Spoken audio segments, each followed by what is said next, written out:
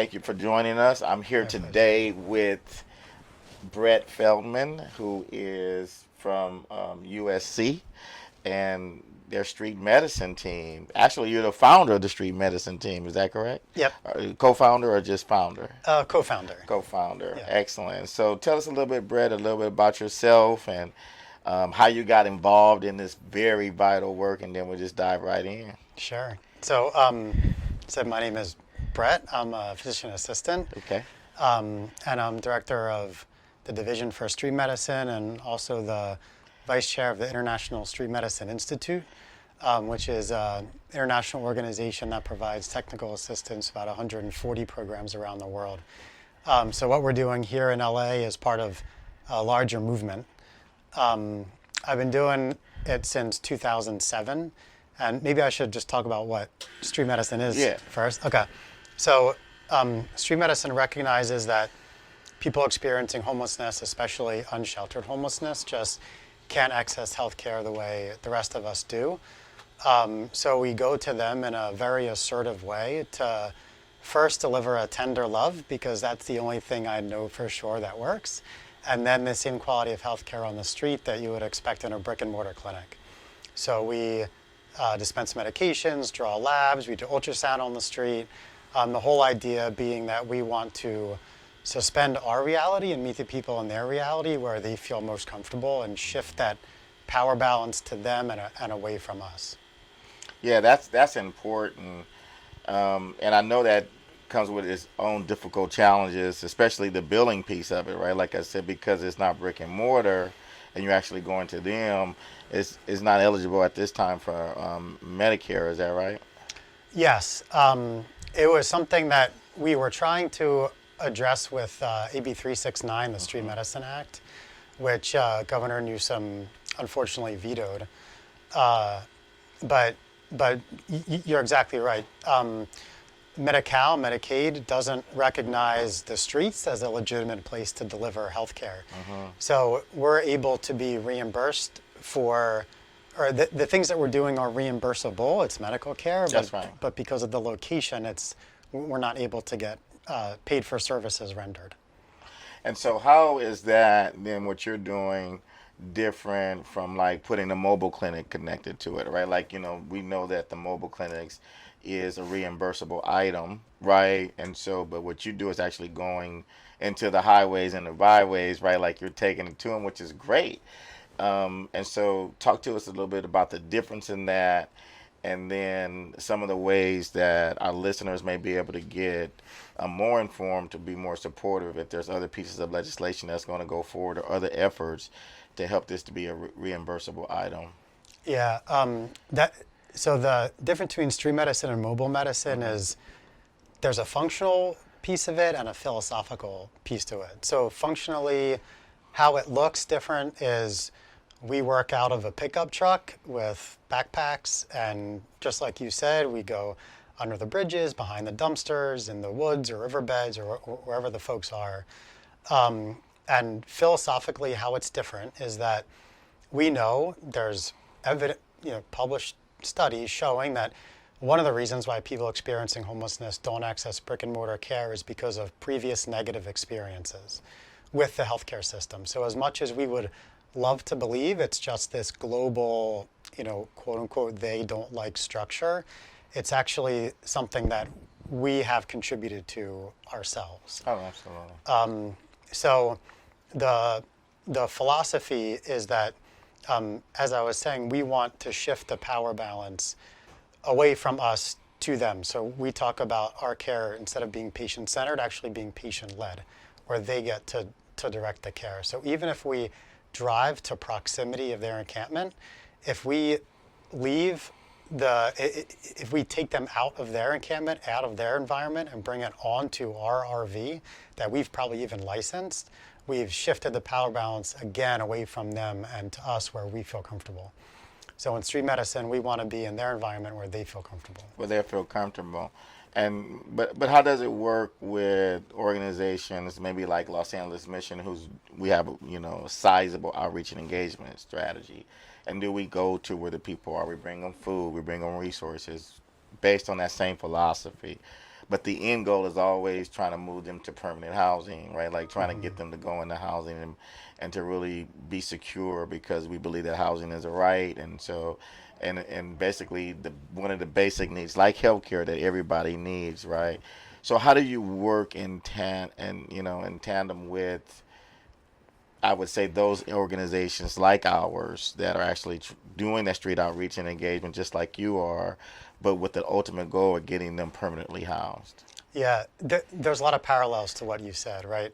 Is that your outreach is just really part of the continuum of services, that you have a purpose to your outreach. And there are a lot of things that you're doing on the street that contribute to getting them into housing. And we don't do housing, we do healthcare. So we work with organizations like the LVHN and other people that do housing to get them to that spot.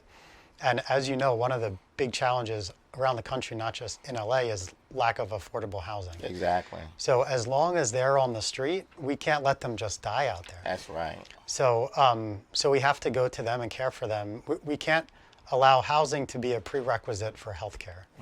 So as long as they're on the street, we have to begin the treatment. We've also found that healthcare is a really good tool of engagement for outreach, where they might not be willing to fill out yet another housing form or more paperwork for social services, but they might be willing to talk to us about their knee that's bugging them or the headaches they've been getting. Despite ourselves, medicine is still seen as an instrument of peace, where you see like Doctors Without Borders or the Red Cross who go into these war-torn areas and be seen as a neutral party. And we try and use that to help us on the streets. I love it. I love the whole philosophy and the concept. I can imagine that you played a significant role right now during this pandemic, right, for helping people to have access to resources, initially to the testing, but now certainly the vaccine. Do you find that you are bringing the vaccine to individuals that are actually living in the encampments or under the bridges? Yeah, our role has shifted a lot through the whole pandemic. I mean, when the pandemic hit, if you remember, nobody had PPE. So most of the outreach organizations had to pull back from the street because they didn't have PPE to safely go out. And thankfully, we had just a huge amount of donations from our students, from the USC students, and we never missed a day on the street. Actually, at one point, we had more masks than Keck Medical Center did. Wow. And I felt bad because they would send out a thing, we have 32 masks and we have to do surgery. And we felt bad because we had more masks. You had more and they're doing this life-saving surgery. So at one point, we actually donated masks to the hospital in order to do that. But so that's kind of how it started. And then we were kind of thinking that, well, there was this big push to get people off the street into congregate settings in the beginning. And then we were seeing that, and we thought maybe it wasn't a good idea. We were really balancing the risks of contracting COVID-19 with the risks that we already knew were on the street. Absolutely. And kind of which one is more dangerous. But there was really very, very low rates of COVID on the street. And then people started coming in and out of congregate settings. We were trying to balance this thing about getting people off the street, and then we started seeing the rates of COVID go up. And then thankfully, as they were going up, the vaccine came out, and now obviously dropping back down. It's dropping back down. Yeah. And now do you see, that mobilization certainly played a major role. And I would imagine, given the opioid crisis that we have right now, that you're playing a significant role too to help continue to save lives in terms of that cross-pollination of really getting people access to life-saving medical devices and treatment and alternatives to help keep them alive while they're using on the streets. You find that to be the case?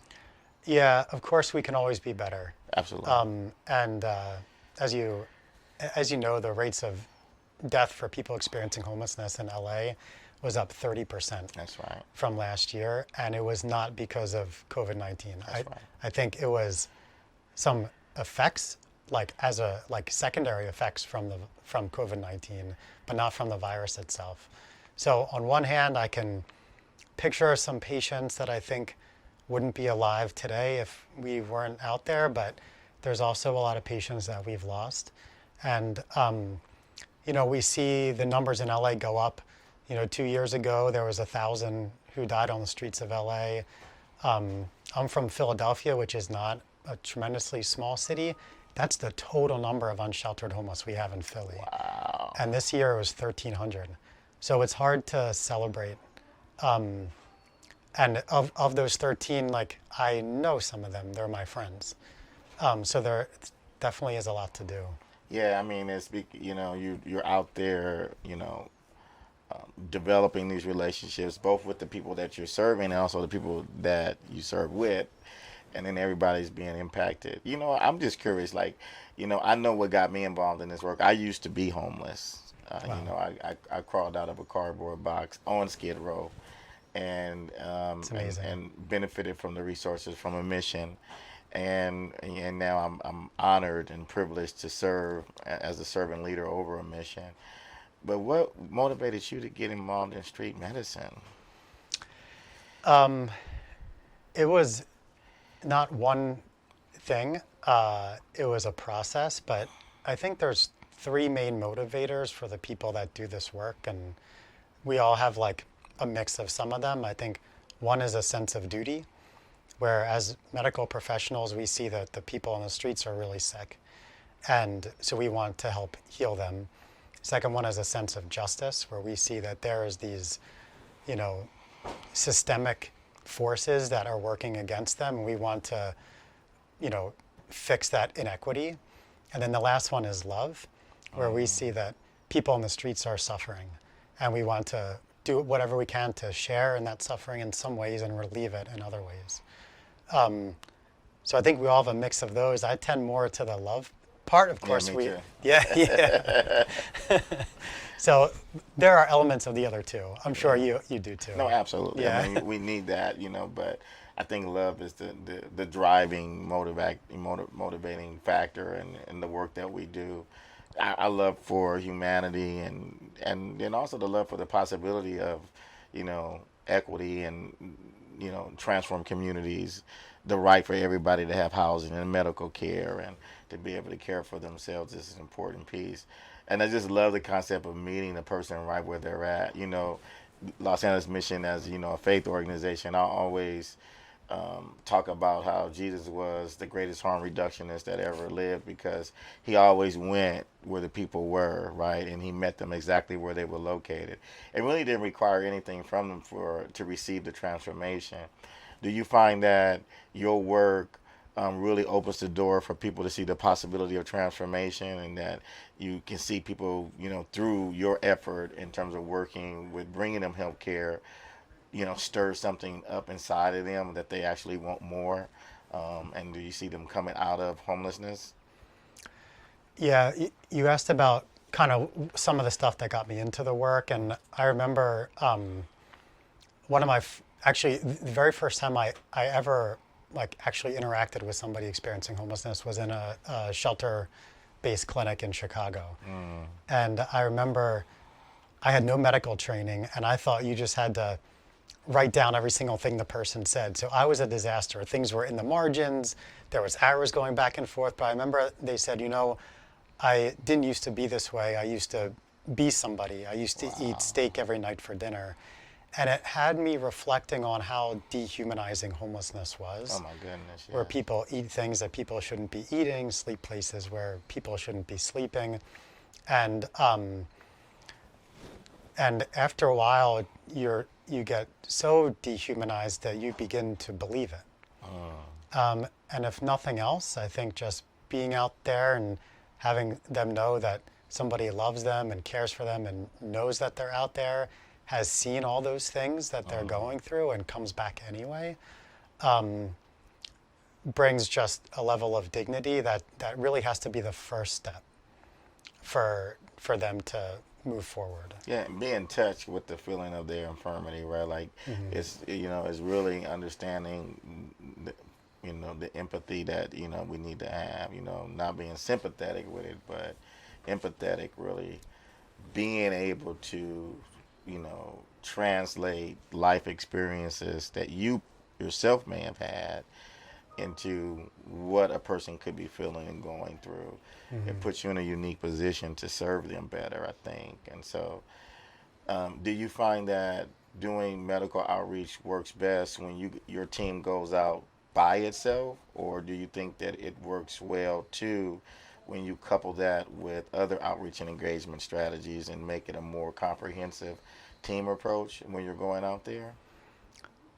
Everything's better together. Yeah. And ideally, we can do what we do best. And, organizations like Delhi Mission can do what you do best. We can do medical care well. You do engagement and housing really well. And the person can only benefit from that. Yeah, and that's where I'm going. I'm just finding ways that we can continue to find ways to partner together in unique ways and bring our diversity together so that it's more impactful, right? Like, because, the nomadic experience of homelessness is the thing that we need to try to get ahead of, right? Like, because people move. And especially now with some of the pieces of legislation that's recently been passed here in Los Angeles City where, certain areas are outlined in terms of encampments. Do you see what's been passed in the city now in terms of the encampments impacting the work that you're doing? Honestly, on the streets, I haven't seen anything change. Yeah. Because it's still having an app. Do you anticipate that it will? I don't know. Yeah. One thing that I've been doing this a while, and things, different things happen around you in the environment, whether it be the political environment or something like COVID-19, or just things in on a micro level in a patient's encampment. And no matter what those things are, you just try and be there in solidarity with them. That no matter what those things are, you just keep focused on whatever they're going through. And maybe that's like an escapist way of looking at it, but that's what gets us through the day on the ground. And then after the day is over, then you can go back and look at legislation and AB 369 and work at the policy stuff. But for the individual patients, I find it's best to work with them on their level. Yeah, you got to be right there in the moment with them, Yeah. right? But, understanding both the micro and the macro solutions is critical for the longevity of the project, right? Like, because for me, I often think about when I start an organization, and I've started several, the legacy of that organization or thing that I'm doing needs to be carried on, right? Like, and so as you can begin to develop the next Brett, right? Like, there's going to be coming behind you that feel as passionate about the work that you do, and this whole concept of, being able to meet a person, but also being able to go into the boardroom or the policy table and have those real tough conversations about changing the landscape of how we view people, right? Like, getting, our legislators to understand that this is a viable way of providing medicine that should be a billable thing, because what we're really trying to build is the activity and not the brick and mortar, right? Like, and so the activity that you're doing is a billable thing, but we have to work together to make sure that the policy can change around it, right? So that we can do more of the work. So how are you guys funded now? Like, because you can't get it reimbursed, how is it funded? Yeah, it's one of the biggest challenges and biggest risks to the people we're serving, because we're funded through grants, philanthropy. The university supports some of it, and we have contract with the city and the county. And most of the street medicine in LA, and actually the whole state, is funded through counties. However, the vast majority of patients have medical insurance. So, for example, all the Measure H, the 1/4% sales tax that all the Angelinos are paying for homeless services, some of that money is going to funding street medicine teams. Most of the street medicine teams in LA right now are funded through Measure H. That, and like I said, those patients are insured. So that money could be used to fund other social services if street medicine providers could bill for the Absolutely. medical care. And then what happens is Measure H was a 10-year thing. It might not get renewed.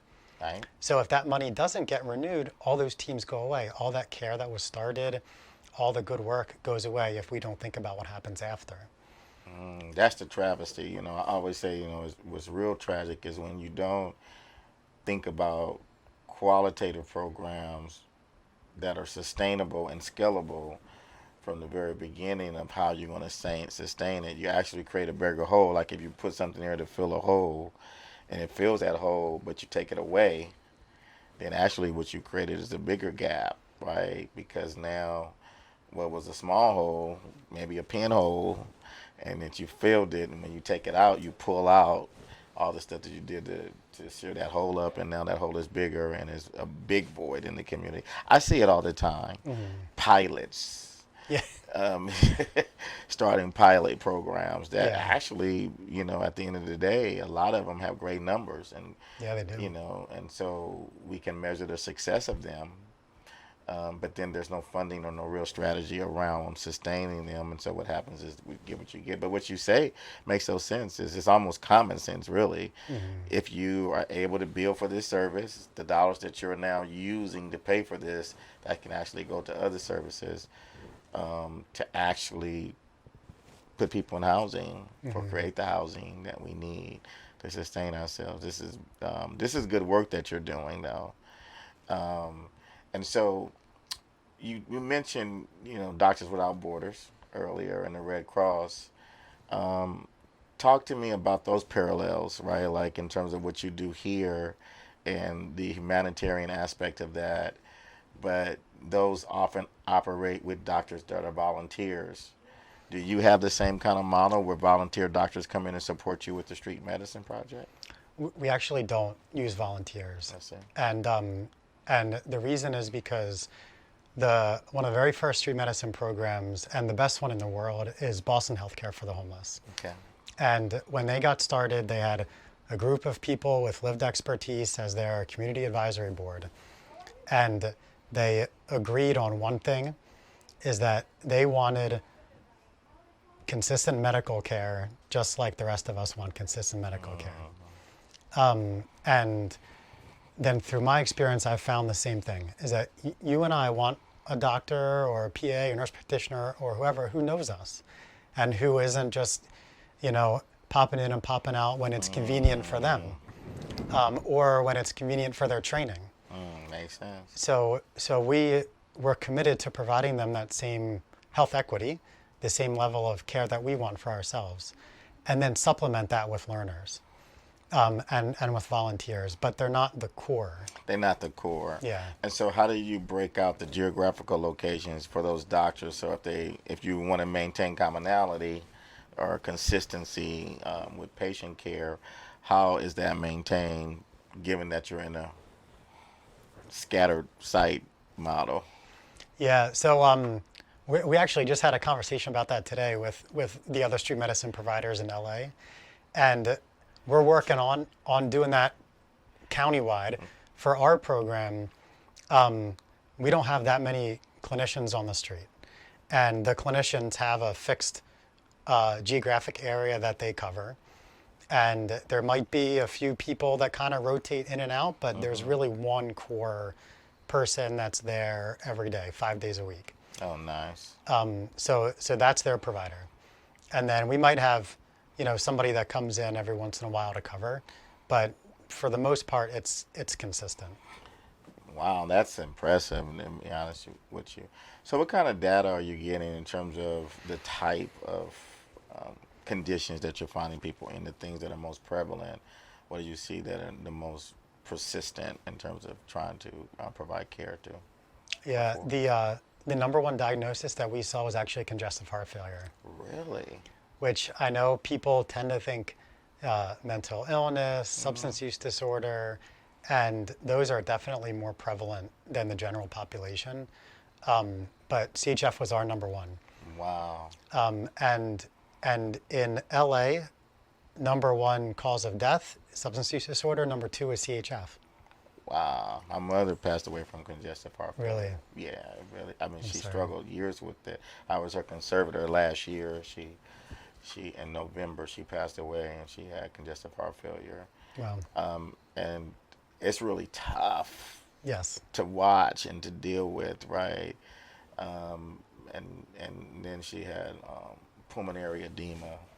I mean, it just got to a place where, draining her lungs. We couldn't do it anymore because they scarred so much. Yeah. And watch what you're saying. I saw the condition that my mom was dealing with and what came out of that. And now people that are homeless don't have access to that level of care. That has to be, because some of that requires hospitalization.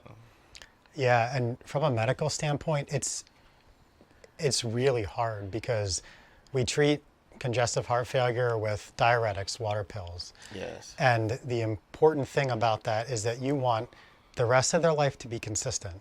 So you want their water, their food intake to be consistent.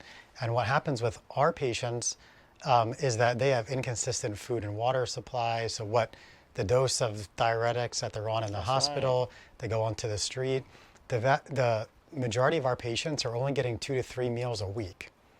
Wow. They might get snack here and there, but like a meal, 2 to 3 meals a week, they don't have consistent water supply. That simple piece right there, Brett, that's what people need to know. Like, I think that's what's, when people are on the street and have to have that level of care. I mean, you just blew my mind, right? Because, I would never have thought congestive heart failure was one of the leading causes of death. And the fact that I'm so intimately acquainted with that whole process, having to, for years, navigate my mom through the healthcare system, my heart is breaking right now. Like, I really want to cry right now because I know how much it takes to keep a person alive, and that the vast amount of resources that are needed to do that. And so when you find yourself in those situations, and I know you don't want to use the mobile clinics and access it, but do you ever find yourself in a situation where you just have to get somebody hospitalized? Of course. Yeah. Yeah. And you hope that they're willing to go. And when they are willing to go, we accompany them because you just never know how it's going to go in the hospital. So we'll usually go with them and sit with them. Now, how does that work? Like, the transfer of care, right, is important in those situations, right? Yeah. Both on the receiving end on both sides, right? Like, so when you're bringing them to the hospital, you want to make sure that their primary care physician in street medicine is there to make sure that the history is provided and all that. But at the same time, when they're released, and often cases back to the homeless condition that they were in, right? Is that saying, do they contact the primary care physician on the street medicine team? So, not all the time. Okay. Ideally, the thing that we found works the best is we have a hospital-based consult service. So, just like any specialty service in the hospital, they can consult street medicine.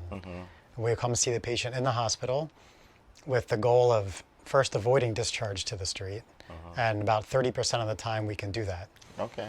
If the patient does hit the street, we have already seen them in a hospital, established a relationship with them, and then follow up and take over their care outside. One of the biggest challenges is access to care. And like I said, a lot of the folks are insured, so they're eligible for all these services. Yes, absolutely. So I think of it as this equation. There's like benefit eligibility and benefit access. Yeah. And a lot of the new programs, like CalAIM is one of the new programs, and they keep loading up on the benefit eligibility without addressing the access.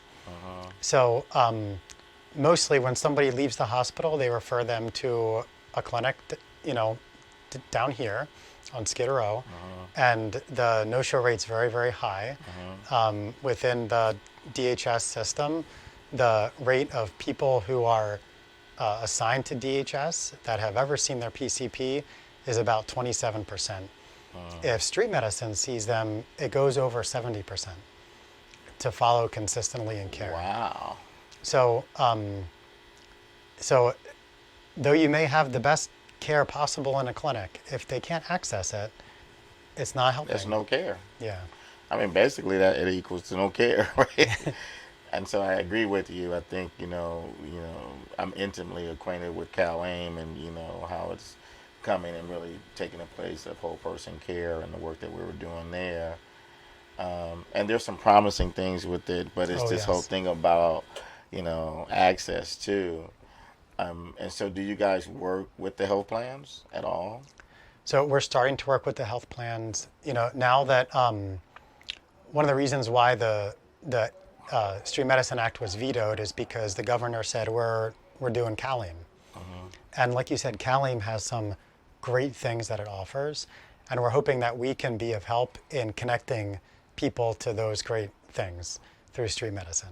So we're trying to work with the state to make that happen. Yeah, and anything that I can do.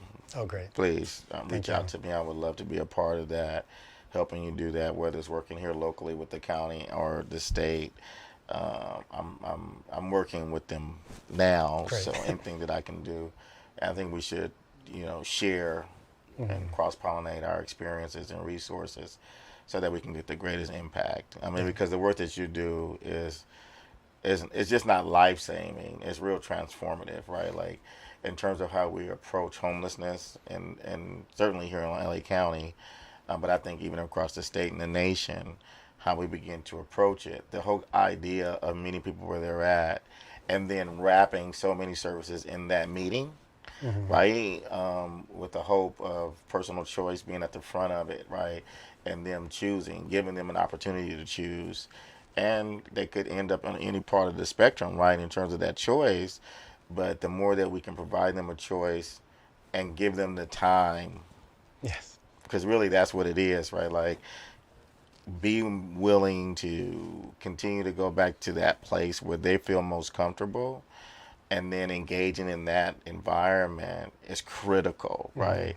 But we got to stick at it, right? Like we got to continue to be able to do that no matter how many times we have to do that before they decided, hey, look, I want to take another step. They may never make that leap, but at least they'll be provided the most comprehensive care that they can get. Yeah. So as we continue to wrap this up right now, give me some final thoughts in terms of what you would like to see out of street medicine, some of the things that are missing, but things that you would like to see addressed sooner than later. Yeah. And then continue to think through how organizations like the Los Angeles Mission can be a viable partner for you as you think through that. Yeah. For street medicine, we're in this really interesting time where it's always been a grassroots type of effort. And we have a very strict values and philosophy that we use in order to do it. It's the only thing we know that works. And how do we keep those values and that philosophy as we come anywhere close to meeting the need in LA? So when I think about what do we have to keep in mind, is one of the ideas of equity and health equity is that people, really any type of equity, is that people who need more get more, and people who need less get less. And right now, street medicine providers are not being funded. The patients are not being funded. They have no resources. So we can't look at street medicine and the patients and say, see, it's not working. Right. So it should be funded more than the brick and mortar clinics because they need more. So I think that's what the goal should be, is health equity. With partnerships, it's the only way it's going to work. Like I was saying, the LA Mission does things that we don't do. and we do things that you don't do, but we could do something beautiful for the people together. So figuring out a way to make those work. And a lot of times the barriers are the funding streams that like they're so siloed, you know? Oh my, yes, I do. So if we can figure out a way to make a funding stream and that goes with the mission instead of the other way around, then I think we'll be better off. Yeah, I'll close saying this. I see that the opportunity could be through outreach and engagement teams that are a part of organizations, and then working with you to build in that outreach and engagement strategy as a co-applicant or co-partner to make the application a lot stronger. That's one way to channel some of the funding to build out the continual support. So we'll think through that, right? Yeah. I think that that's an opportunity that is pretty easy to attain. But certainly continue to work together. Now, do you have like a board of directors over your organization that work with you, and you mentioned volunteers, and do you have like a staff that helps you support all of that? Oh yeah, we have. We're a part of USC, and we're housed within the family medicine department. I see. So, which is one of the reasons why we came to USC is because they were committed to the work. They actually are the first university that I know of that recruited for street medicine and started by funding it with hard money. We didn't start with a grant or philanthropy or anything like that that could have gone away, like you said. They said, we're committed to this work, and basically this is what we're doing. Excellent. Yeah. Now, do you have people with lived experience that help serve and volunteer on your board? Yes. Every team has the key to the team is their HR designation as community health worker. Oh yeah. But it's somebody with lived expertise in homelessness who just knows the streets of LA better than anybody else. And so on the streets, they're the leader of the team. It's not the doctor. So yeah, that's on every team. That's the part. I'm so glad I played a role in helping to bring community health workers here. There you go. Yeah, I sat on the advisory council and board for the community partners. I mean, not community partners, whole person care. Sorry, and I was the only community voice there when whole person care first got here, and so birthing the community health worker role was a part of some of the work that I helped contribute to.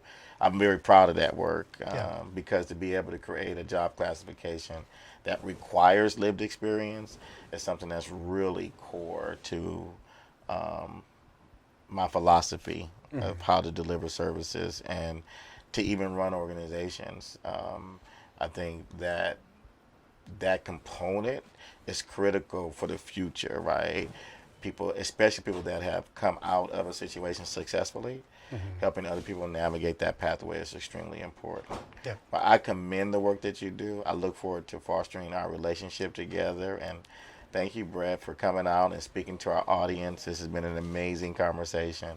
Thank you. We'll continue to work together. Sounds great. God bless you. Thank you very much. God bless you too.